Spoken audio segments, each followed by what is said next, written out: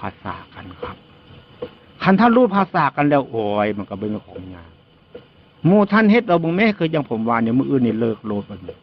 ไปบิณฑบาตกับไปห่มเสื้อห่มผ้าไปเงียบๆบ่ปากบ่เว้านำไผทั้งหมด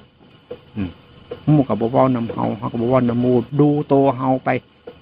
บิณฑบาตมาฮอดกลับคืนมาก็มาพากันสั่นก็บ่ปากบ่เว้าเวลาสั่นเขาก็เว้าก็คุยกัน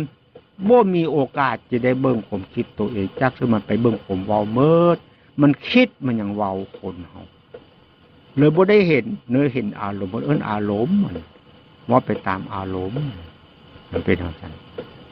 ถ้าหากเฮาเฮ็ดนั่นสิคืออย่างผมว่านี่บ่ปากบ่เฮาจะได้เบิ่งความคิดเฮาได้มันคิดขึ้นมาโอ้มันคิดเด้อันนี้เฮาเห็นความคิดโอ้มันเป็นอารมณ์ไปเด้เมื่อกี้เนี่ยมันเป็นอารมณ์ไปเฮาเห็นแปลว่าเฮามีสติบ่เฮาบ่ไปตามอารมณ์เลยเด้มันสติเฮาฮู้จักตัวเฮานั่นแล้ว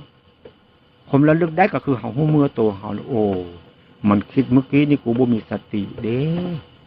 มันว่าเมื่อกี้เป็นเมื่อกี้นี่กูบ่รู้สึกตัวกูเด้เนี่ยเพิ่นยังว่าบ่ให้เว้า